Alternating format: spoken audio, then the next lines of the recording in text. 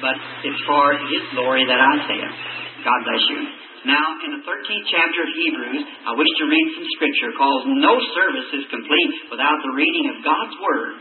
My Word will fail, everybody else's Word will fail, but God's Word will never fail.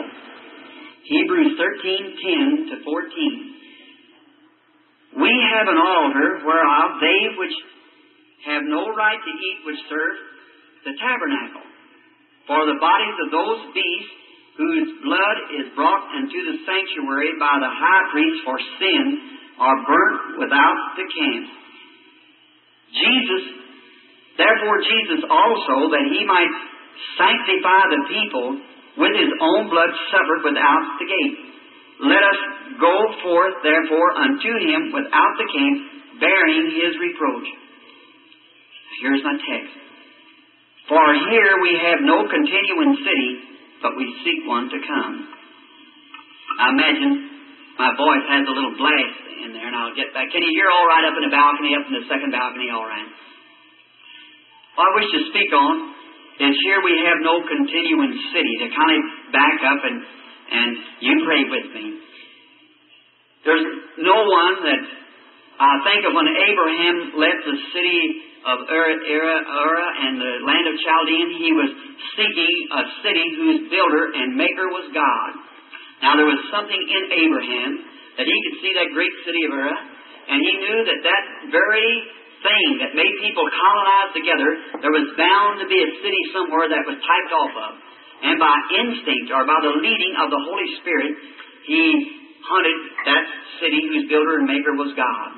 And he sojourned in the strange land, professed to be pilgrims and strangers, seeking this city, and dwelling in tents with Abraham, Isaac, and Jacob. And so, then, we see that city. There's no matter how many places you ever roam, no matter how far you go, there's no place like home. Is that right? How many here today is away from home? Let's see your hand. Just away from home. Oh, my. I wish I could sing. I'd sing, we're pilgrims and strangers seeking a city to come. Be it ever so humble, there's no place like home. Let's take a little trip back home. Would you like to do that?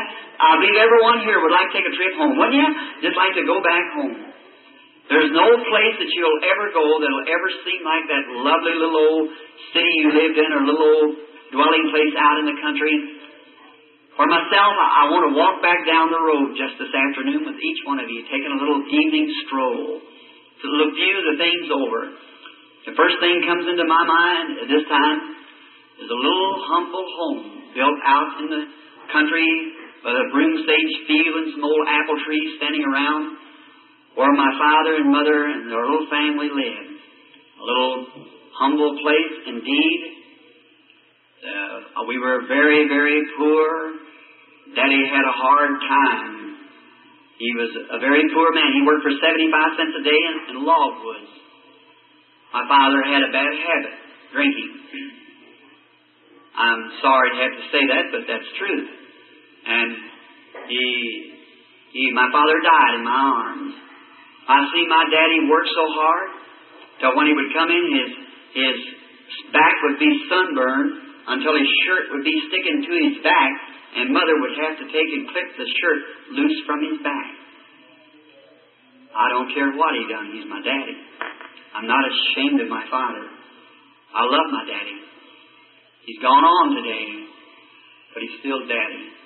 And young people, remember, if you're fortunate enough today to have a daddy and a mother living, love them, honor them. The hour will come, and you'll think they're the greatest people in the world if you don't now. And don't never, little fellows, don't never give this slandering word, old man and old woman. That's not the old man and old woman. That's daddy and mother. And some of these days when they go out of the room, the casket of flowers, and you hear them lower down in the ground, the pastor say, ashes to ashes and dust. It won't be the old man then. Or it won't be the old woman. It'll be mother, and you'll be wringing your hands and crying. That's right. Now, while she's a living, give her flowers now, and give Dad his flowers. That's right. Now, and the best flower you can give him is obey him. And that's the first promise in the Bible, the first commandment of the promise. Honor thy father and mother, which may lengthen the days upon the earth that the Lord giveth thee. My daddy worked on a farm.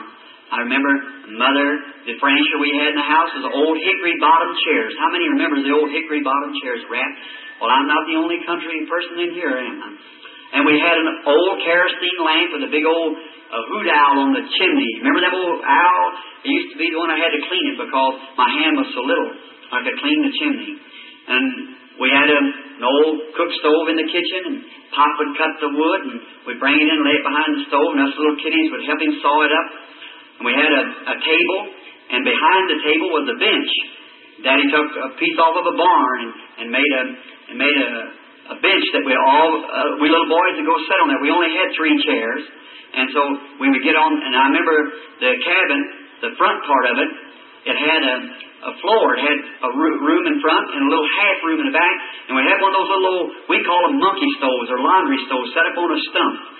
And Mother cooked from there, and she'd holler, "Dinner's ready." And there's about 5 of we little Branhams. We'd run in there and wash our face and slick that hair down and jump up behind the table, and one great big old pot dinner cooked in an old 3-legged kettle. How many remember them? Say, I just love to have a dinner out of one right now. And she'd take and get beef and make mulligan stew. How many know what mulligan stew is? I'm not the only Irishman here then, am I? So they would put the mulligan stew in there, and we had, my plate was a tin plate. Frankly, it was a big bucket lid that turned over, so I'd get a good measure every time the cup went out and dipped out the mulligan stew, and we'd bake the cornbread in a pan. How many remember the old cornbread baked in a pan? Cut it in the middle, put it on, and I sat next to Daddy because every person broke his own bread. And so when he'd come by, I'd break the corner off because it had more crust on it. And so I sure like that yet. Yes, sir, I sure do. I've eaten many good places. And some of the best places, I guess, in the nation, that minister friends of mine have taken me to dinner, which I'm very, very thankful. But friends, I'd give everything I ever had or ever will have if I could sit behind that old table one more time and look at my daddy sitting there and eat some mulligan stew with him. I'll never do it no more. That's right, it's done forever. Enjoy your childhood, young people. Love God. See all my brothers sit around there, the little healthy-looking things, some of them's in eternity. I can never do that no more, for here we have no continuing city, but we're seeking one to come. I used to see my daddy when he would come in. He's a little fellow about my size, but strong built. And he would wind up his sleeves like that. And we had out the old apple tree. He had a wash pan sitting out there with an old piece of glass. Was drove up in the tree, and a towel made out of a meal sack. And we'd go out there and wash at this old bench, and then we'd clean up on the outside of the little bench around the tree. I'd see Daddy when he'd be combing his black wavy hair, and the muscles would just wad under his arm. I thought, ooh, my daddy will live to be 1,000 years old, I think. I admired my daddy, and I think how strong he is. I said, he'll live and live and live and live because he's so strong. He died at 52. For here we have no continuing city. And I thought, oh, that house, how big. Beneath it was logs, and a big kind of slab board on the outside. I thought, oh, how that house will stand for hundreds of years. Today, there's a housing project there. Here we have no continuing city, but we're seeking one to come. That's right. I passed by just before coming here. I just felt a great swelling in my heart. Oh, God, how can this 20 years make such a difference in a place? But here we have no continuing city. We're seeking one to come. And I thought of Daddy, and also, I remember every Saturday night we'd go to town and pay the grocery bill. And every time we'd pay the grocery bill, Mr. Grower would give us, the groceryman, give us a little sack of candy. I think our grocery bill run to the extent of $3 a week. And Dad only made about 4.5, so Mom would get some goods that... My wife's sitting here, I'm afraid to say what kind of goods that was, because I make a mistake on it every time. Anyhow, sometimes that little stuff, what they used to make shirts out of. And I remember one time at my church, I said, one of the worst I ever was gotten at my church, I was going to have a humble night on Wednesday night, and I said, and my choir was all sitting behind me, and I said, and that's Gingham, that's right, it isn't Gingham. And I said, and I was trying to think of that, and there's a little place down the road called Gingham Cottages. And I was trying to think of that, and I said, I'm sure to make a mistake when I say that. So I had a little girl by the name of Marrion singing in the choir. I said, now, Sister Wiseheart, when I back, if I forget about it, you tell me what that was. And so I didn't understand anything about goods like that. And I said, now, Wednesday night is humble night here at the tabernacle. I said, now, all you brothers, wear your work clothes, your overalls. I'm going to preach in my overalls. I said, you all come out with your overalls, and all you women wear your... I said, I backed back, and she said, get him. I said, your greyhound dresses. Oh, my. That was about the worst I ever was gotten. And everybody started laughing at me, and I thought, well, I guess I done said it. So I said, ever what that goods is like on this little cottage down here. Then one night, I was run home, I was patrolling. I used to carry those great big old red handkerchiefs. When you hunt, you know you have to have a red handkerchief. And I carry one in my pocket, and one night I run in, we lived in a little 2-room cabin, and I run across the street real quick to church. I was late, and I run across the street real quick, and I dressed in the room and changed clothes. And I was over there just preaching away, and I got to perspiring. I reached back and got this handkerchief, and I started shaking like this. And I looked at that big old red handkerchief. I see my wife look at me, and I said, oh, well, I said, I'm afraid of them little ones, afraid I'd swallow her. And that was about the two of the worst I ever was gotten in church. But I remember Daddy would take us down on Saturday night and pay the grocery bill and get those little old sack of candy. And we had a little old Jersey wagon. You all call them out here buckboards, I believe, or whatever. And they put some straw in the back, and it'd be cold, and we'd wrap up in blankets and go down, and it'd be spitting snow, and they'd pay the grocery bill. All these little Irish sitting out there waiting, for this candy to come. Then we'd come out, and that candy had to be equally broken among every one. If there's one stick over, it was broken into so many pieces. To be sure, every little blue eye was watching right at it, to be sure he never got cheated. So we'd sit and eat that, and I'd play a little trick on him.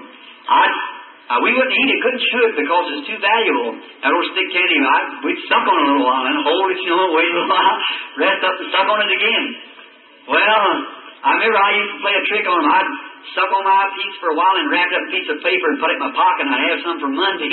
I'd suck on it again and tell all the boys, don't you wish you had some? And I just put that piece in the dirt and candy bowl and they was good. Now, I guess I could go tomorrow and buy a whole box of chocolates, Hershey's, if I wanted to, but it would never taste like that. That's the real candy. And I remember those old days and how glorious they was, and how that going to school, when school days come along, we went to school, we didn't have any clothes to wear, hardly, just enough that we possibly legally could go. I remember going to school all winter long with one of Mom's shoes on and one of Pop's. That's right, we call it a boot and gagger. And I had one of Mom's shoes on this foot and Pop. And this is awful to say, but it's the truth. It's the truth. I remember I didn't have any shirt to wear that winter. And Miss Watson, a rich lady, lives up the road from it, gave me a little coat that had a little eagle emblem on it. And I'd pull that coat up like this and go on to school. I remember sitting up there, it got kind of warm, and the teacher said, William? I said, yes, ma'am. She said, aren't you warm? Better take off that coat. I couldn't take that coat off. I didn't have any shirt on. So I said, well, no, ma'am. I said, I'm just a little bit chilly. They had a great big old stove sitting on there. She said, you're taking a cold. You go over and set that stove. Mama. I sat there and the perspiration running down my face. She said, aren't you warm yet? I said, no, ma'am. I was plenty warm, but I couldn't take that coat off. I didn't have any shirt on. And so I remember that spring when I got my first shirt. I had a cousin, a girl, blue steel hair, my father's sister's child. They come over to visit, and when she left one of her dresses. And I cut the skirt part off and wore the top part as a shirt. I went to school and had this here little, what is that stuff that runs up and down, like that to put around the edges of garment? Rickety-rackety or whatever it is. I missed that. Rip-rap. And so we all over it, everywhere, rip-rap all over it. So that, down the hill we'd go, ribbity. Well, we wasn't sliding like the rest of the boys, but we were sliding anyhow. We were getting there anyhow in this old dishpan. Well, that was all right. Some of the boys had slaves, you see. So, after a while, the bottom come out of it.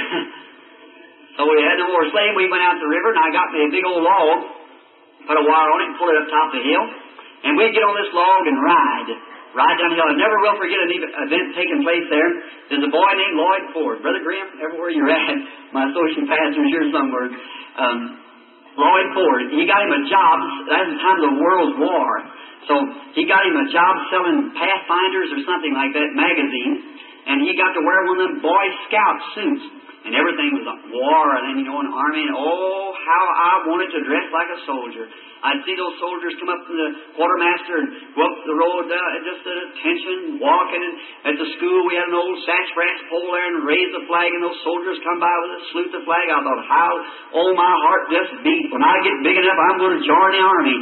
I'll get plenty of clothes to wear, and if I can join the army. But when I got big enough, I was too scrawny yet to get in the army, and they wouldn't even take me. But somebody accepted me. That's right. I'm in the army today. You might not be able to see my uniform, but I know it's on anyhow. It's on the inside. I'm in the army of the Lord. And so in the war, I tried to volunteer and everything, but they didn't receive me. So they never even called me. They put me in a minister's class and just never even called me. I guess my education was too poor to be in class as a chaplain. And then being a minister, they didn't draft me, so there I was. I was left out, but somehow or another, my scrawny, uneducated and all, God sent out a recruit one day, and I answered it, and I'm in His army now, and I'm doing the best that I can to fight the greatest battle that's ever fought, a wage against sin and evil and for righteousness. And I remember I asked Lloyd, I said, Lloyd, will you give me that suit when you wear it out? He said, yes, I'll give it to you. And that was the longest lasting suit I ever seen. He wore that suit, looked like, I seen him one time, he came up missing it, and I said, Lloyd, what about that suit? He said, I'll see if I can find that, Billy. Looked all around, he said, no, sir. Mother packed Dad's clothes with it, and the dogs used it for a pallet, and they drug it away, and said, the only thing I got left is one legging. I said, bring me that. So his little old stave legging about like that, laced up on the side. So I took that legging, and I wore it around home, put it on. Look how good that looked, one legging. Thought, that felt good. I wanted to wear it to school, but I didn't know just how I was going to get to wear that legging to school. So I put it inside of my coat, and I was riding on that log one day, and I went down the hill, and I got up, and I said, hurt my leg. I said, my stockings, and great big holes in them, and I said, I just hurt my leg so bad.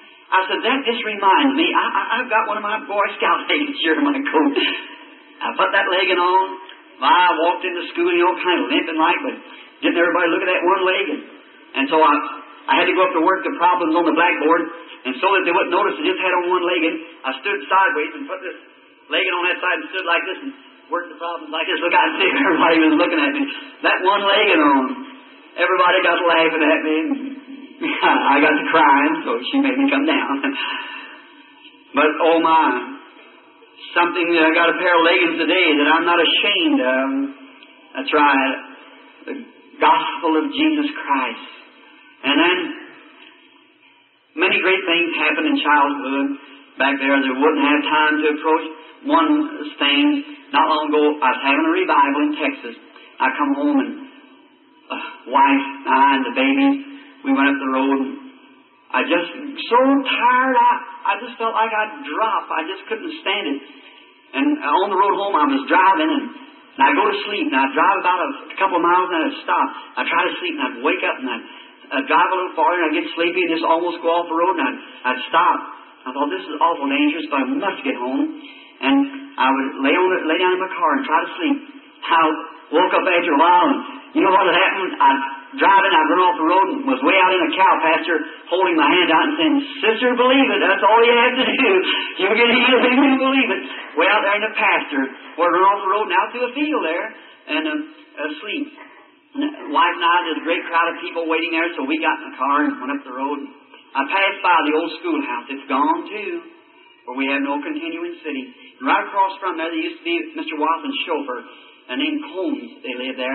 There's a pump that I wanted to drink out of. And I thought, just like David one time wanted to drink out of that well. And I went down there and began to pump the water, and the wife and baby and them were sick and violent.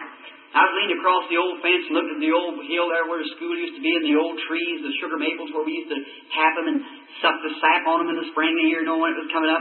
I thought, I could just imagine seeing all those little boys standing lined up there with their hands on one another's shoulders, tramping like this, and the flag up, and we were going in, the teacher with a great big long willow, make this line up just right, and I look up on the hill and see the old home where it used to be, and a housing project up there. Down here the old school was gone. My heart began to swell. I thought, here we have no continuing city, but we're seeking one to come. I remember the boys I said, let me think. Ralph Fields, where's he at? He's gone. Where's Howard Higgins? Dead. Where's my brother? Gone. Here we have no... Where's Dad? Gone. Where's Charles? Gone. Where's Edward? Gone. Oh, God, and soon somebody looked at this ground and said, where's Bill? Gone. Here we have no continuing city. I began to think of it. My heart began to pound. I remember a little dirty trick that I done my brother there. Don't do anything wrong that you'll ever regret. I remember one day that Mama gave us some popcorn to take to school with us. We couldn't eat with the rest of the kids. We'd always run over the hill there and eat because the rest of the children could afford sandwiches. And we used to have a little jar, and there would be greens and a piece of cornbread laying on the side and 2 spoons and maybe a little jar full of stuff, and we'd sit and both of us eat out of that jar with this spoon, eat our bread and pass it back and forth to one another with a shame before the children. And we'd run over the hill and eat behind the trees over there. I remember Mama getting us some popcorn around Christmas. We had a sack of it, we took it to school, left it in the cloakroom, and here's a little dirty trick that I did. I held up my hand, the teacher said, what do you want, William? I said, may I be excused? I said, yes, ma'am, yes, sir. And I went out the building and went out to the cloakroom. I put my hand down that sack and got a great big handful of that popcorn. Went out and stood behind the school to eat this popcorn to be sure that I got my share of it. And I was eating that popcorn. I never will forget. When dinner time come, we went out and got our bucket and got our popcorn. My brother looked in that sack, about half of it gone. He said, say, something happened there, didn't it? I said, sure did. And I know what had happened. I didn't eat his popcorn.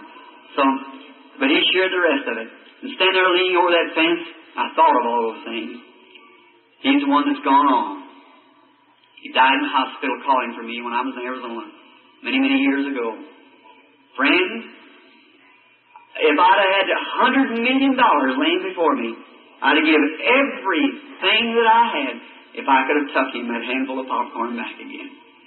Couldn't do it. Gone on.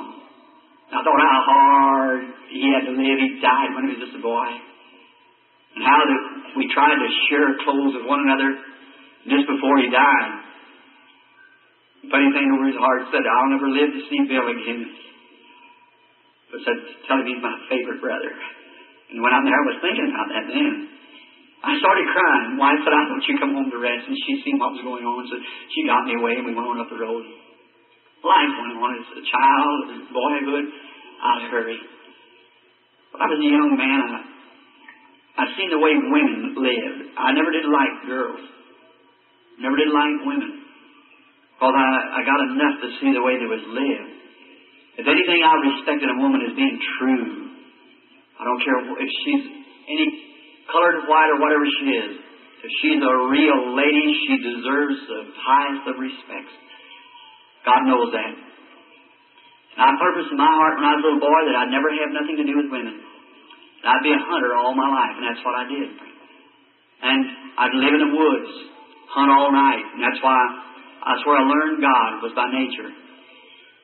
I remember when I got to be about 17 or 18 then, as all boys, some boy friend of mine, his daddy had a car, James Poole, and he had a little girl he wanted me to meet, and you know how I seen that little girl, and I thought she was the prettiest little thing I ever seen. Teeth like pearls, eyes like a dove, neck like a swan. Oh my, this is the prettiest thing you ever seen. So, said, she wants to meet you, Bill. And I said, I don't know how to talk to a woman. I said, I can't do that. And he said, oh, come on. So I talked to her a few times, and after a while, he said, I'll get Dad's old car and said, we'll take our girlfriends a ride. Oh, well, that wouldn't be bad. So we went out. We stopped down there to get some sandwiches, and I went in and got some Cokes and some sandwiches, and come back out, and we ate the sandwiches, and I took the Cokes back, the Coke bottles back. When I went back, I come out. To my surprise, my little girlfriend was smoking a cigarette. Well, I always had my opinion of a cigarette-smoking woman, and I haven't changed it yet. It's the most lowest, immoralist, degrading thing that a woman can do. I'm not here to preach the gospel in that manner. Your preacher will do that. But women, if you do smoke, for mercy's sake, get away from it. How cheap it looks in a woman that'll smoke a cigarette. My, it's the cheapest thing. I'd rather see her drunk anytime. And listen, you talk about a sabotage. Don't you worry about Russia coming in and getting us. Russia ain't going to hurt us. We're hurting ourselves. It's our own moral decay that's hurting us. We're corrupting ourselves. Statistics shows, but doctors, I believe, that 80% of the women that have children that smoke cigarettes, if they raise their baby like they should to the breast, in 18 months it dies. It kills the baby, the nicotine poison in the milk of the mother. Why, sabotage, fifth columnist. I still say what this world needs today is not a new president. It needs an old-fashioned St. Paul's revival and the Bible's Holy Ghost back in the church again. I believe that's right. Yes, sir. That's exactly what it needs. And the women, how they would smoke, and I thought that was terrible to see a woman smoke. Well, that just broke my heart. I just couldn't stand that. I didn't want nothing to do with that, so I just left her. And so that was the time when the angel of the Lord appeared to me, when she laughed at me, called me a sissy, and made me walk home. That's right. And she said, "Well, you big sissy, I wouldn't even ride with you." I said, "You don't have to." She said, "You don't smoke?" And I said, "No, ma'am." Said, "You don't drink either?" And I said, "No, ma'am." Said, "What do you like to do?" I said, "Go fishing, hunting." Of course, that didn't interest her, so that was the way I thought about it anyhow, and I'm glad today that I did think that. That's right.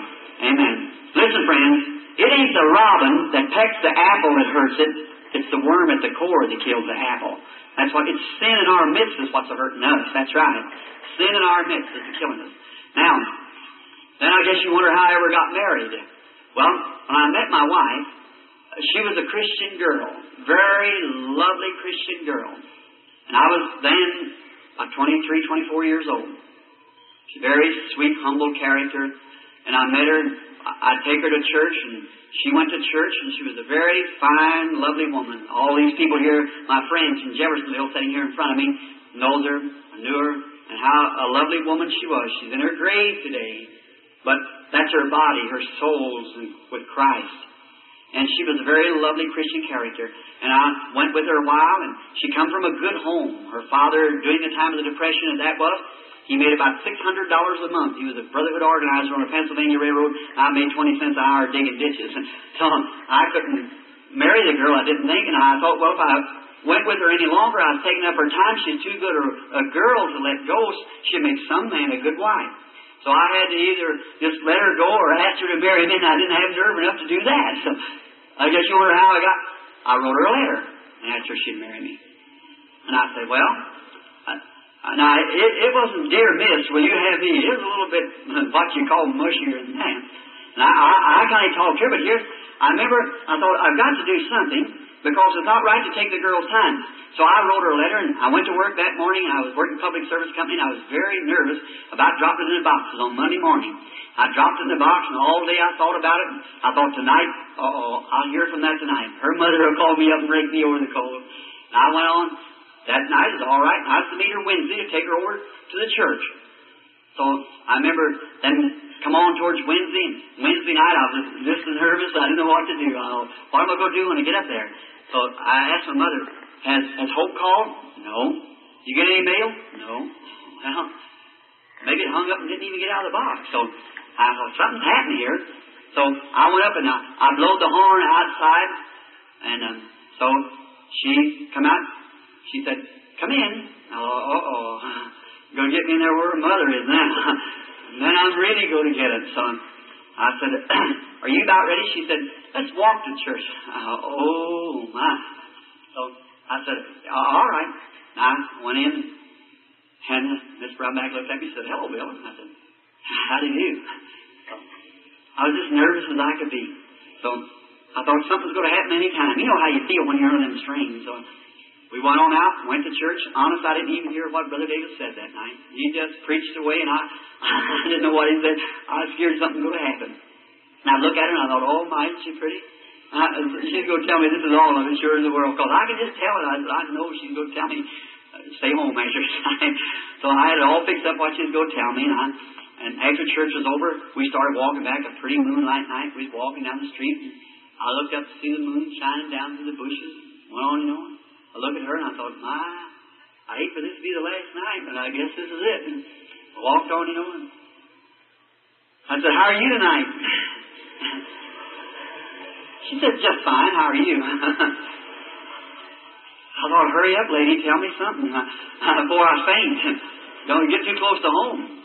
We walked on a little farther, and I said, sure pretty nice. She said, yes, it is.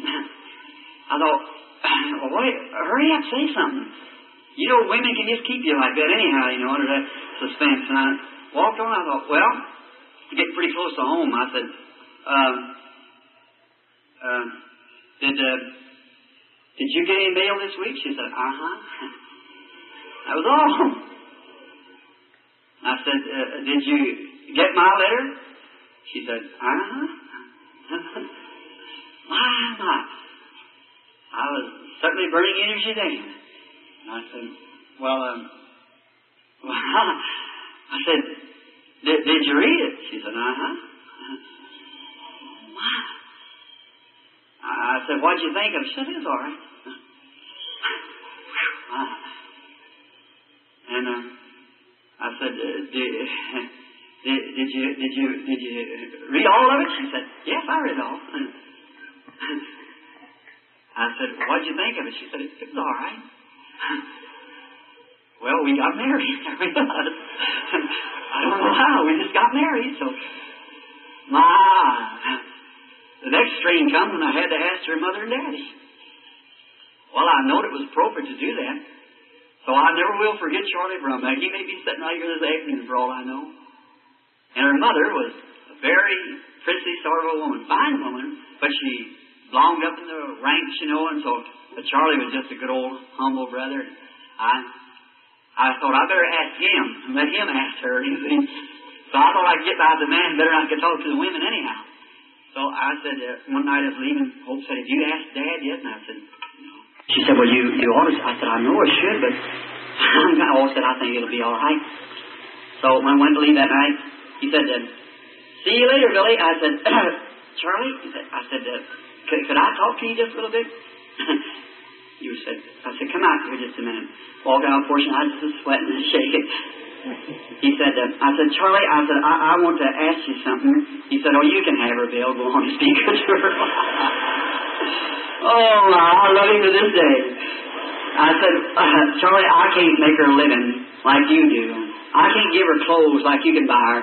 But I promise you this, I love her with all my heart. I'll work till my hands bleed to make her a living, and I'll be as true to her as I know how to be. He was a German. He put his big hand over on me and said, Bill, I'd rather you would have her and be good to her than somebody that had a lot of money would treat her mean. I said, thank you, Charlie. We got married. We didn't have nothing to start housekeeping on. The only thing we had, I tell you what we had, a little old place where I rented. My rent cost me $4 a month. And I went into a little old place there, and somebody gave us an old-fashioned folding bed. You remember that old folding bed? Straw mattress, straw tick on it. And we had a little old table. We bought some Sears and Roebuck and chairs. We had to paint it ourselves. And so I painted it, and we had 2 linoleum rugs, got from John Jobbers. That was just a second-hand place down in Jeffersonville. I said that John Jobbers so they could catch the benefit of it. And so we got, I think they cost $1.25 a piece. And I went over to Mr. Weber's, he's a junk dealer, and bought a cooking stove. And I gave him $1 and something for it, and I had to pay $1.75 for grates to put it in. I got an ice box from the Public Service Company for 50 cents when they took it on swap. We went to housekeeping. But friends, it was just this paradise on earth. We had each other. I'd become converted in that time, become a minister, and was preaching, and I loved the Lord with all my heart, and we loved one another, and that's all we cared for. And listen, happiness does not consist of how much of the world's goods you own. but how contented you are with the portions allotted to you. That's right. Remember that. That's all we had. We were happy and lovely.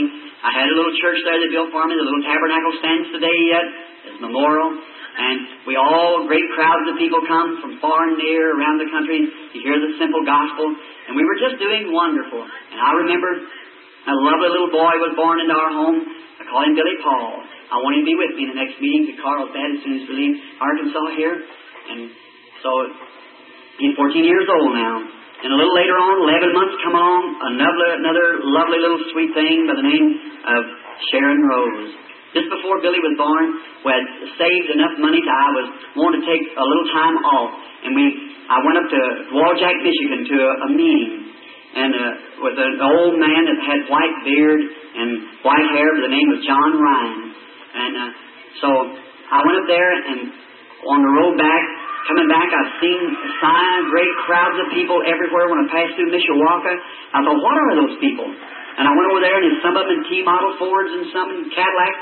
And they told me that I couldn't get no place to stay. And they said, there's a conference going on here. The Pentecostal people are having a conference. The PA of JC, I believe it was PA of JC, denomination of Pentecost, call that. Well, I've seen all kinds of people. I thought, well, that's a religious meeting. I believe I'll go in. Well, I never heard so much noise in all my life. So, all church manners, they didn't have it. They were screaming, shouting, and carrying on. I thought, what in the world? I looked around there, and it's at a tabernacle. Some of you might know the man's name. His name's Rao, Reverend Rao. Anybody here happen to know Reverend Rao? And yes, someone here knows it. Reverend Rao. It was in his church. Well, they were just clapping their hands and carrying on and dancing. And I said, my, isn't that horrible? People dancing in the church? I said, well, that's a shame. And I was sitting in the seat of the scarf, well, sure enough. So I thought, something old kind of got a hold of me a little bit. And I thought, well, now, I counted my money. I had $2.15 left. And I went out and thought, well, now, I can't stay in a tourist court because I ain't got the money. But I'm going to stay over, just got enough money to buy my gasoline to get home. So I went out that night and slept in a cornfield. And I didn't have very good clothes. And the next morning, I went to the service, and that day, all my ministers preaching. And how I noticed that night, because that every preacher comes to the platform, 150 more preachers come up to the platform that's having a conference, international conference. They were all sitting on the platform. He said, we haven't got time for all of you to testify. I went up. He said, just say who you are and where you're from. And he come to me. I said, Evangelist, William Branham, Jeffersonville. Sat down. Well, come to find out, I was the youngest minister in the group at then.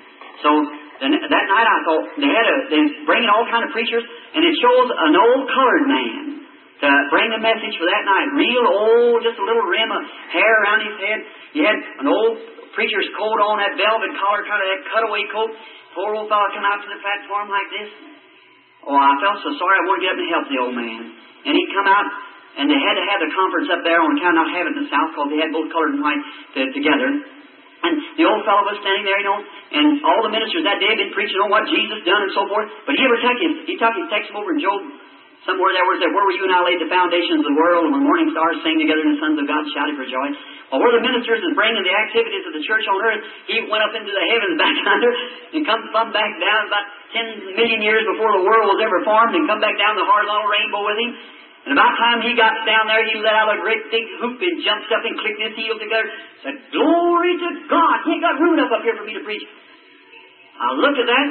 I said, well, if that'll make an old man like that act like that, what would it do to me if I got some of it? I said, I want some of that. That's what I want. If it'll make an old man like that, well, what would it do for me? So I went out that night in a cornfield and I began to pray. I said, Lord, let me get some of that. So I said, you give me favor with them people. And prayed way in the night out there in the cornfield. I had some seersucker trousers, and others got all dirty there in the cornfield. So I laid them on my seat and took the two seats and put them together out of my car and pressed my trousers that night. And I had my little seersucker shirt. Nobody knew me, so I just laid it down there. Seersucker shirt and a little T-shirt and seersucker trousers there. I laid them down there. Next morning I got up, shined them all up, meeting get at 10 o'clock. We had breakfast after breakfast, and I wouldn't eat with them because I didn't have no money to put in. I just didn't eat with them. But they made me welcome. Everything. I didn't know no one there. But a little fellow, I forget what his name was, he played a violin, a little curly-headed fellow. And so the next morning I walked in, sat down, and So after a while, I looked over, and another man come in and sat down, colored man, sat down by me. Big bunch of people sitting there. So I was sitting there, and they said, we're going to begin the services, and they was talking, making their, selling literature, whatever they had.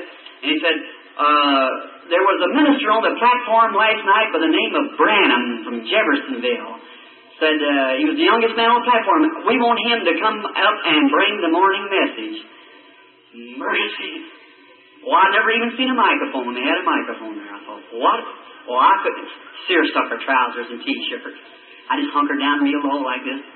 He announced again, said, anybody know where William Branham of Jeffersonville said, we want him to come up and bring the message.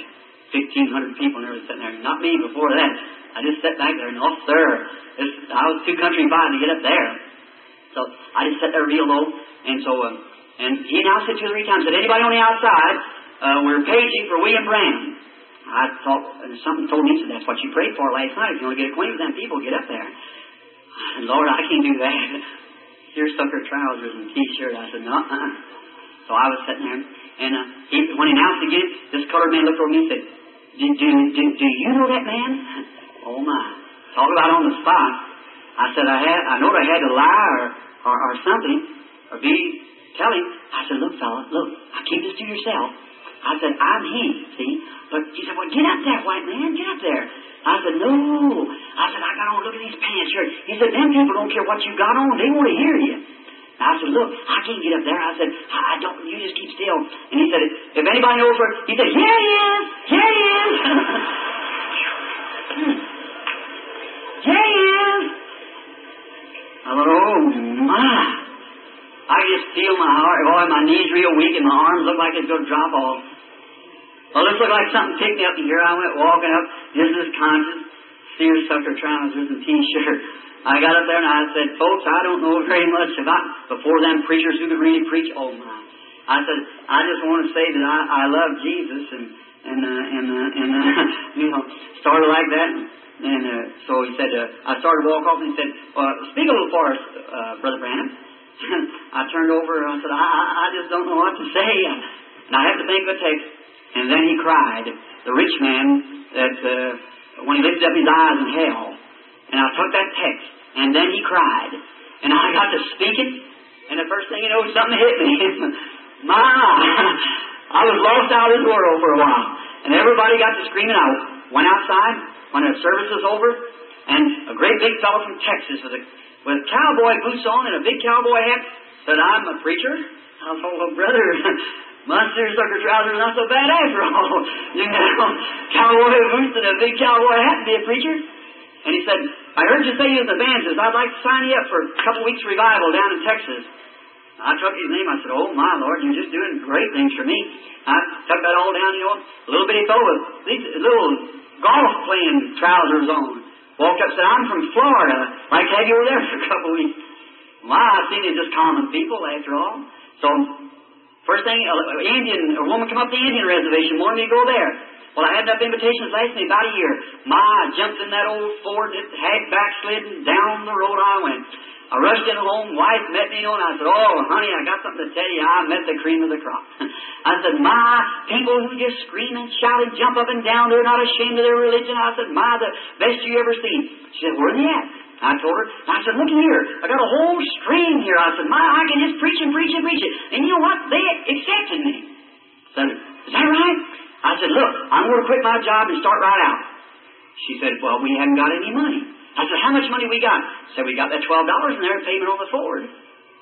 I said, well, you know, the Bible said, don't take anything when you go. See? Don't take any script, or if you got 2 coats, give one to your brother. He said, I'll be with you. I said, that's what, I said, when you go with me, she, bless her heart, she said, yes, I'll stick with you. So I went and told my mama, and mama said, oh, it's all right, honey, if you feel that. Well, I went and had to tell her mother, and that didn't work so good. She said, William, she said, she's your wife. You may take her if you want to. But said, I don't want my daughter drug out among that bunch of trash. Trash? Friends, I found out this, that what she thought was trash is the cream of the crop. That's right. Now I say that with respect. Said, out like that, where all that carrying, screaming and carrying on like that. So won't you go on up there and be a pastor, and someday they'll build you a parsonage? And well, that didn't. Oh my! So Hope began to cry, and so I said, well, she said, I'll go with you, but anyhow, I didn't want. She said how it would hurt her, so I just let it go. Went on. Friend, the little girl that was too good to be with that trash, I buried her just a little after that. Sorrow set in right there. And I'll hurry just a few minutes. I got left by 15 minutes. There's where sorrow struck me. Now you let what my mistakes be your gain. You prosper, but what I had to suffer for. Sometimes you see me standing on the platform laughing. You don't know what's beneath there. That's right. I tell you, there's been a price paid that nobody knows but God alone. Right away, my wife taken sick. First thing, I lost my daddy. I run over to the house to see him, picked him up in my arms like that. He looked up at me like that. He smiled. A doctor gave him a dose of medicine and killed him. One overdose of strychnine for his heart, and it killed him. Of course, there's nothing said about that. The undertaker covers up the doctor's mistakes anytime. Not that I've got against doctors, but I say there's nothing said about that. But some woman here not long ago trusted God out in California for her baby, and it died. And every newspaper and magazine packed it across the country. And at the same time, where one didn't have faith enough or delivered, everybody criticized that, all the magazines and papers. And God heals thousands, and you have to pay them to put it in the paper or something like that. But look here, let me tell you something. The Bible said, "Come, let us reason together." Is that right? Listen, the same time that picture was being packed across the country, telling people that divine healing can't be trusted and everything like that, the doctor lost thousands times thousands of cases, and there was nothing said about that. Isn't that right? Listen, come read together. Sauce for the goose is for the gander too. Let me tell you, if one person being lost by divine healing with not enough faith to recover, and it's all branded as fanaticism, then if the doctor loses one case, branded fanaticism. Sauce for the goose is for the gander. Is that right? That's right. But friends, what medical science and ministers ought to get together and cooperate together, knowing we're all working for the good of the people and for the glory of God, and work together. That's what we ought to do. But anyhow, my father, he was killed then with his doctor, giving him an overdose of medicine, and it killed him. And right away, my brother was riding on the side of a car, got his neck broke, died in my other brother's arms. My sister-in-law died. My wife took sick, and the 1937 flood came up, and there was sorrow. I never will forget it. Wife was laying just at the point of death. I went and I was praying for her, doing everything I knew, and every time I'd pray, it looked like, and I went and told my church, I said, she's going to die. I said, no, I said, she's going to die as certain as anything. My babies, both of them were sick. The flood come up and everything, houses breaking over and rushing, and miles of water sweeping over the country, and they taken my wife out to the hospital, to the government hospital, temporary hospital. And I was on patrol duty, and I was riding up and down the streets and trying to get the people out. Now, I never will forget one horrible night. Oh, God, when I think of it, there, in that critical hour, I had a truck there, a little patrol truck, and I was taking a boat, and I was coming up the road. Somebody said, over on Chestnut Street, the dike's about ready to break through, and said there's a woman screaming for mercy over there. Nobody can get to her. Well, I was raised on the river and thought that I could do pretty good with the boat. And so I got the boat and set it in the water and started off, and I looked over there and I heard that mother about 11 o'clock at night just screaming, "Mercy! Help me! Help me!" standing out on her porch. And I got up there and tried to get the boat across and went way down, come out the other side, the water sweeping down through the street. I went way back again and tried, and finally it hit against the post. And the mother fainted. I picked her up, put her in a boat, 4 or 5 little children. I got them in it, went back and finally got to the shore. And just as I got to the shore, somebody said, "My baby, my baby." Well, I thought the woman left a little baby in there. And back I went. And just as I got over there, I run through the house, come to find out, the baby, there's a little girl in there about 2 or 3 years old, and that's who she was talking about. And I didn't know it, and I was over there, and the dike broke through up there on Chestnut Street, poured down, and away went the building. And just as I jumped in my boat and had to run my hand in the water to jerk the rope, or my boat, then I got out into the stream and couldn't get it started. On down we floated, got out over on Market Street there. Big waves are dashing against the side. I thought any minute I would go to the bottom. I knew there in that boat, I knelt down. I said, "Oh God, I know I have disobeyed you." And I believe, friends, if I'd have went on back down there when those people call me in, the gift of healing would have been manifested right there. That was God's program. But I failed to walk in what He told me to do. I listened to what people told me instead of what God told me to do. Don't never do that. You follow what God tells you to do. And then sorrows is on. And I prayed, I said, oh God, I know I've disobeyed you. If you'll just help me, I don't want to die. I don't want to drown out here in this river. Please, God, let this motor start. Will you please? And I'd pull that string and the ice freezing, and it chugged a couple times, and that boat ripping and jumping and dashing like that. Done got out into the main current. I didn't know what was going to happen to me. And I'd try, and it wouldn't start. And I prayed again. I said, God, my poor wife laying out there sick, my baby's sick, and hear me drowned in the river. Why, oh, God, what can I do? And I said, if you just help me, Lord. And I pulled the string again, and away it went. Oh, my. I started right into the river, out of the river, got on into there, come out way down towards Clarksville. And I come around and got back up and got to my truck. And some of them said, did you know the government just washed out? When that dike broke, out to the hospital I went as hard as I could. I met Brother George Diart there. He said, oh, Brother Bill, he put his arms around me. He said, looks like things are close. He said, Brother Bill, if I never meet you again, I'll meet you in the morning. That's the last time I seen him in life. That's right. He left a little afterwards. And I said, where's Hope? Said, I don't know. And I went over there and I met one of the officers of the government. I said, sir, what become of the hospital? Said, it all washed through there. I said, did any of them get drowned? Said, no. They went out on a train to Charleston. And I run and got my car and started out the Highway 62 leading to the little city Charleston. And when I got out there was about 5 miles of water. Done come down through Lancashire Creek and cut it off. I went and got my boat, and I couldn't even pierce that water. I'd start through there and it'd whirl around like this. And I'd set at this angle and just give it all the gas that I could and hit them waves like that. It was so rough, it'd come around south of them woods and throw my boat back down this way, and I'd come out down behind the government. And there I was caught on a little island and I sat there for days up on that island. Thinking, some of them said the trussels went out from under the bridge up there, and everybody that went out on that train was drowned. Wife, 2 children, and all. I thought, oh, God, how nervous I got. I walked the floors. I didn't know what to do. I thought, oh, what will I do? And they're gone. And after a while, as soon as I could get over, the water dropped enough that they could get me across, I got to Charleston. I was looking. I met an old friend of mine. He said, no, that train never washed off. Said, they went through, but I don't know where they're at. I went out and the dispatcher told me, said, a mother and 2 sick children, I put them off in Columbus, Indiana, but you can't get to them. Said, the water's cut off this side. I started walking back down the road, rubbing my hands, crying, saying, oh, God, take me. Don't let me suffer. Take me, Lord. Don't let me have to go through this agony. Walking down the road, and a man drove up to me in a car. He said, I know what you're looking for. I said, you're looking for your wife, aren't you? I said, yes. He said, don't you know me? He said, I go with Marrion. I said, yes, I remember you. He said, your wife is dying in the Baptist church at Columbus, Indiana. And I said, surely not. I said, yes. Said, she's got tuberculosis. And said, you wouldn't even know her. And the doctor says she's going to die. She's laying right next to my girlfriend.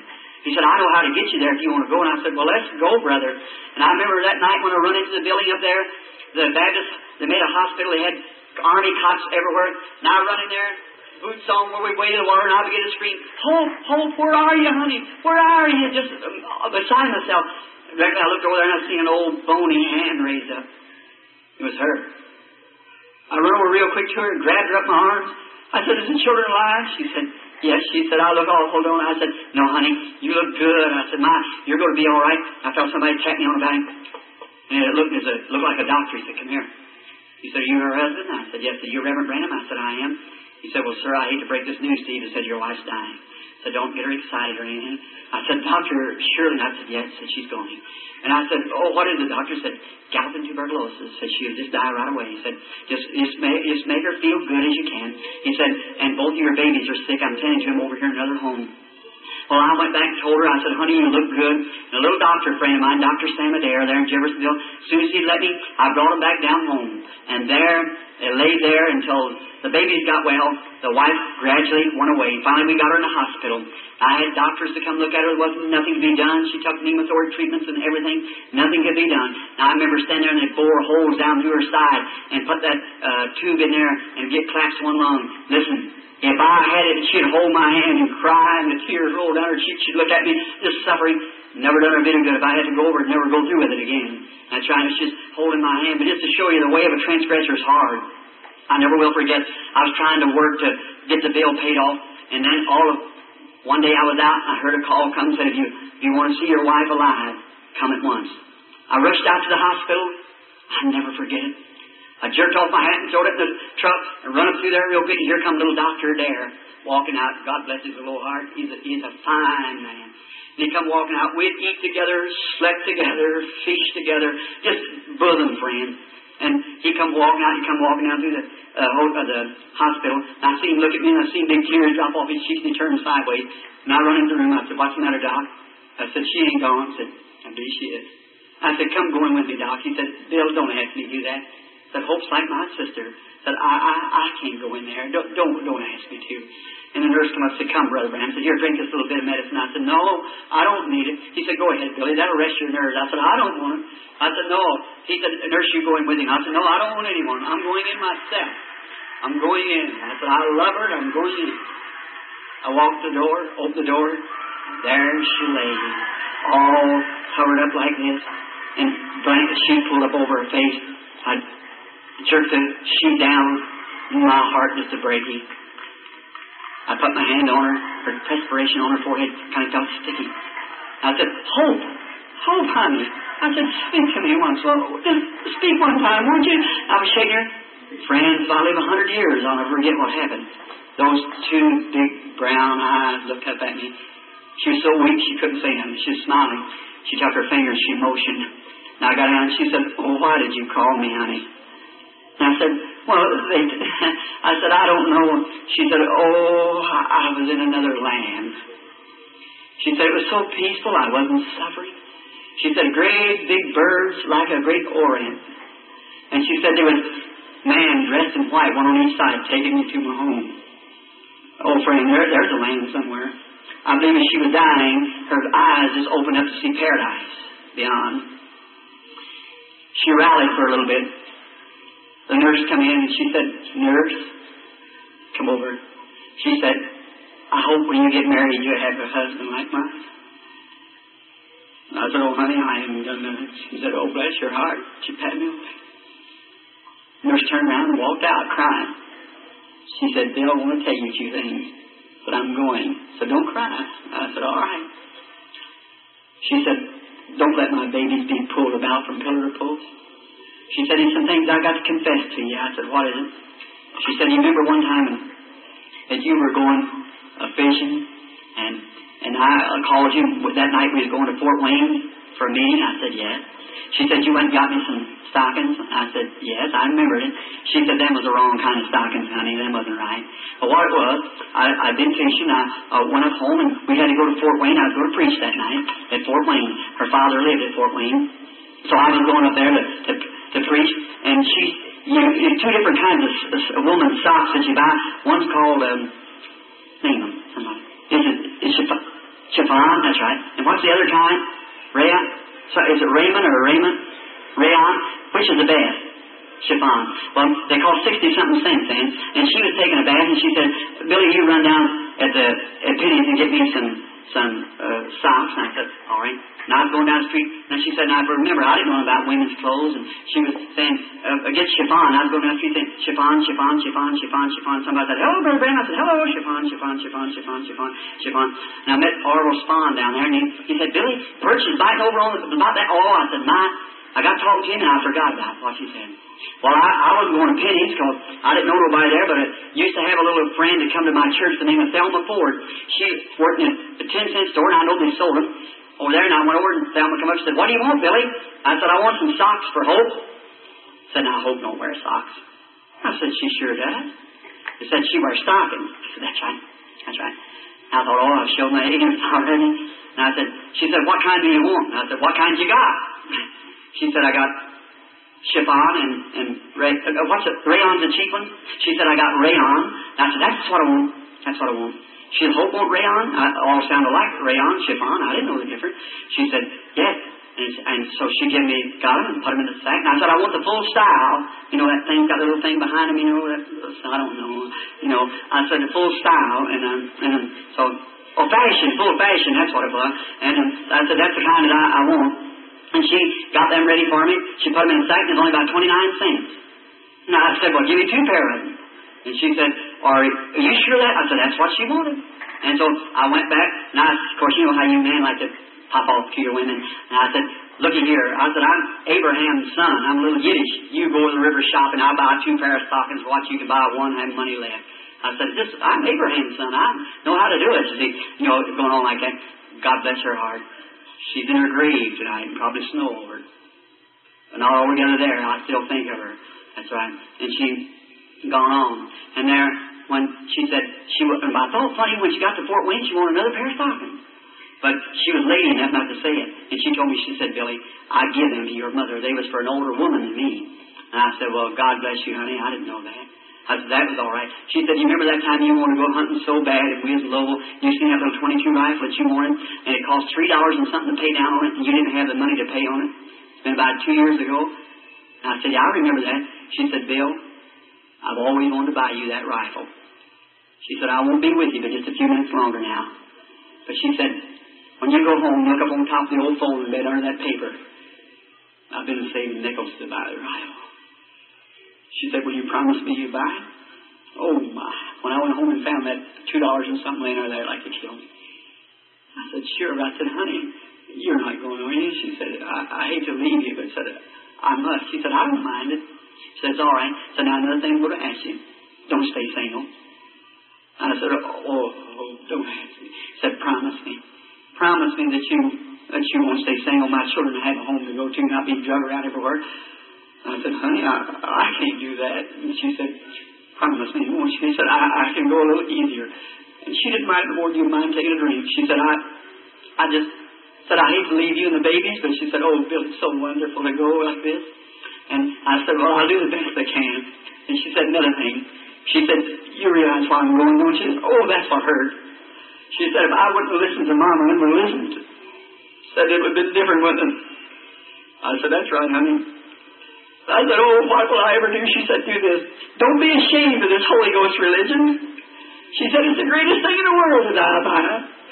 She said, stay and preach as long, and said, promise me you'll go right out into the fields where we were supposed to go. And said, promise me that you'll do everything you can. Said, and tell everybody that it's glorious when you get ready to leave here. It's wonderful. And I said, oh, honey, it's so good to see you go like that. And she said, I said, where do you want me to place you? And she said, you take me up on the hill. I said, I'll take you out to Walnut Ridge. And I'll bury you up there at the hill, your body. And I said, honey, I promise you, I'm going, if God will spare me, I'm going right out into the field and I'll never stop until the last drop of blood or life is gone from my body to do, or try to make an atonement. And I said, I'll do everything that I can to live right. I'll do right. And I said, look. And she said, goodbye. And I said, are you going? I said, look, on that morning, I said, so we'll be able to get together now.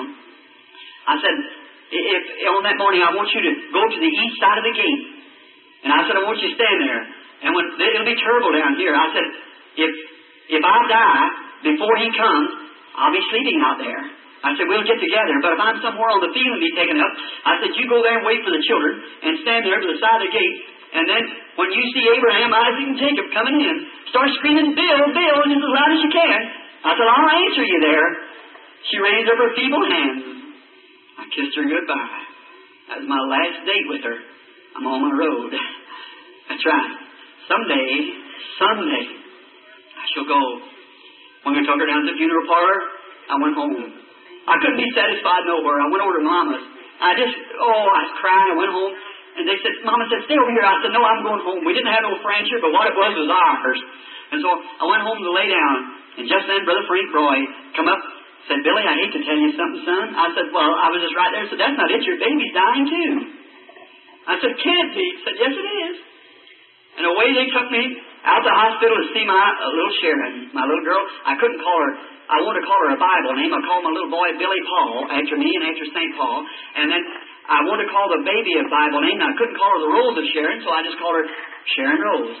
And I went out to the hospital, and the doctor met me, and he said, Billy, she's dying. Don't go in there. And I stood there at the legs. The nurse turned her back, and I run down there, and I went down to where she was at. I looked at her, and there's a little thing laying there I never will forget.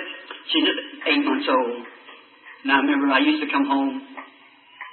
She'd sit out in the yard, and I'd blow my horn like that, come around the corner, and she'd go, goot, goot, goot, just read. I just love those little fellows. And she was suffering so hard, one of her little fat legs was moving up and down in a spasm, and looked like her little hand was waving. And I looked at her, and I said, Sherry, honey, you know, Daddy, and I was trying to make myself strong, and I said, you know, Daddy, honey, and her little lips got to quivering, and when she looked at me, she was suffering so hard, her little eye went crossed. Oh, my. When I seen that tender little blue baby eye cross, I didn't know it then. But I understand now, there's never been a cross-eyed child come in the line. But while I think of that, there's never been one passed over the platform, but what's been healed too. I didn't know the crushing had to bring it forth, but I never think of it to see that. That little eye crossing as she was suffering so hard. I knelt down and I said, oh, Jesus, please, God, I'm sorry for what I did. I said, don't take her from me. I will love her, Lord, with all my heart. Please, God. It looked like a big black curtain come falling down. I knew she was gone. I raised up, put my hand over on her head. I said, God bless you, my darling little sweet angel. I'm going to put you in the arms of Mother. The angel is coming to pack you home in a few minutes. But someday, Daddy will see you. I raised up my head and I said, God, you gave and you've taken away. I don't know why you're slaying me. I said, yet you may slay me. I'm going to trust you. Job did. I'm going to believe you. I said, somehow you're breaking my heart. I don't know how I'm going to hold up any longer. But I said, God, I commit her little soul to you. Take it, Lord Jesus. Put it on the altar with the mother, and someday let me come to see them. And as I did that, the angels of God sweetly come down and taken away her little breath and bore her away to be with her mother. I placed her on the mother, put him down beneath the ground. When I stood there, Brother Smith, the Methodist preacher, a friend of mine, he got some clods in his hand, walked over there, and I was standing there. He put his arm around me and said, Billy, brace up, honey boy. I said, oh, Brother Smith, my soul is good. I don't know what to do. And I heard him say, with them old clods dropping up on the little casket, said, ashes to ashes, dust to dust, earth to earth. Oh, God, what can I do? Sound like the wind blows down through the pine trees. It sounded like I heard a song saying, there's a land beyond the river that we call the sweet forever, and we only reach that shore by faith degrees. One by one we gain the portal there to dwell with the immortal. Someday they'll ring the golden bells for you and me. I turned from the grave, broken hearted, went home. I couldn't rest. Days passed. I could give up my wife, but that baby, it was a choice in my heart. I didn't know what to do. Little sweet girl. And then I thought, oh, what will I do quickly now? One day, I was working for the public service. I climbed up a pole early one morning to take off a pole meter. I was standing there and I was singing, on the hill far away stood an old rugged cross. I happened to look at the sun come up, me hanging there on that pole working on these cross arms. Looked out on the side, and there looked like my figure wiggling on that, looked like a cross out there. I thought, oh, Christ of God, yes, it was my sins nailed you there. I'm sorry for what I did. Oh, I said, God, how could you ever put up with a person like me? You broke my heart, you ground me down, but what can I do? I got real nervous. I had on a pair of rubber gloves that you lineman knows, test for 2300. Running right by me around the primary. And I thought, looky here, I can lay my hand on that primary, and in 1 minute's time I'll be with Sharon. I jerked my glove off. I said, God, I've lost my mind or something. I said, Sherry, honey, I can't stand it no longer. Daddy's coming to be home with you. I said, look at them 2300 running there, break every bone in your body, electric. I said, our Father who art in heaven, hallowed be thy name. And the first thing you know, I was sitting down on the ground. I don't know. I believe if that gift had been foreordained, that had been the end of your brother Branham right there. But God had something else to do. He had to grind that heart out and let me know that He's the one who rules and reigns. I went home. I couldn't stand it. Couldn't work. Went over to Mama. Mama said, honey, come in. Let me make you quiet. I said, I'm going home. I went home. It's kind of cool weather. I took the mail out of the box and went around. I was trying to batch. We didn't have much in our house. I had an old cot sitting back there. But she'd lived there with me. We'd been together. That had been our home. And no matter how little it was, it belonged to her and I. It was us. The whole thing would have been $3 for the furniture. But it belonged to her and I. It was worth as much as any of the good homes there is in the world. Because it was ours. And I went back there in the kitchen. Cold frost coming up through the floor. And I never will forget. I opened up the mail. The first mail I opened up, it said on there, Miss Sharon Rose Branham. It was her little Christmas saving. The banker knew that she had never draw it, so $1.80 he sent it to me. And, oh, I just couldn't stand it. I broke down and started crying. It was getting towards night. I knelt down on the floor and I started crying and praying. And what an hour. I couldn't hardly stand it. I went to sleep. Laying there, I dreamed. I thought I was out west. And when I was out west, I was walking down through the prairie and I was whistling that song. The wheel on the wagon is broken. Sign on the ranch for sale. I was whistling like that. I seen an old prairie schooner and the wheel broke down. And standing there by that schooner stood the most beautiful blonde-headed girl, her pretty blue eyes shining, dressed in white. I had on a hat and I passed by. I said, "How do you do, miss?" And put my hat back like that. And she said, "Hello, Dad." And I looked around and I said, "Dad?" She said, "Sure." I said, "Well, young lady, I beg your pardon." I said, "You're as old as I am. How could I be your daddy?" She said, "Daddy, don't you know me?" And I said, "No, ma'am, I'm afraid I don't." She said, "You just don't know where you are, Daddy." And I said, "Well, what do you mean?" She said, "Where's Billy Paul? That's your little brother." I said, "What is it?" She said, "Daddy, on earth, I was your little Sharon." I said, "Sharon? My baby?" She said, "Yes, Daddy." I said, "Remember, we're immortal here. When we come here, we're not little babies no more. We're all one age." And I said, "Oh, honey, are you Sharon?" She said, I said, "Where's Mother?" Said, "She's up at the new home." I said, "A home?" Said, "Yeah." I said, "Well, honey, there's something wrong here." I said, "Branham's never had homes. We're more like vagabond people." I said, we don't have no home." She said, "But Daddy, you got one up here." I looked around over to my right, and there was a great, big, beautiful home, and there was lights shining up all around. She said, "Mother's waiting for you. I'm going to wait here for Billy."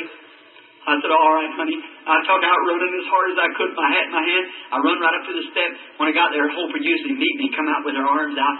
And I went up and run up the steps as hard as I could. And I got up top of the steps. Here she comes, dressed in white, that black hair hanging down. She come running up to me. She raised out her arm. I run to her, throw my hat down, just knelt down on the side of her. She put her hand on my head. She said, "Bill, what are you worried about, honey?" I said, "Oh, Hope, I can't stand it any longer." I said, "I see, is that Sharon Rose down there?" He said, "Yes, Bill." She said, "What you worrying about? You worrying about me and Sharon?" And I said, "Honey, I just can't stand it." She said, "Stop worrying." I said, "Don't worry. We're lots better off than you are." And I said, "That may be so," but I said, "Hope, didn't she make a pretty woman? Aren't we proud of her?"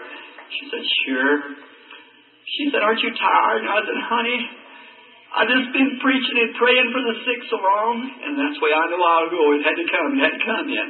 I said, "I've just been preaching and praying for the sick till I'm so tired I can't hardly stand up." She said, "Won't you sit down?" And I looked, and there was a great big Morris chair sitting there. I looked at her, and she looked back at me. She said, "I know what you're thinking. Down here one time, we had them 3 old chairs or 2 old chairs at the house, and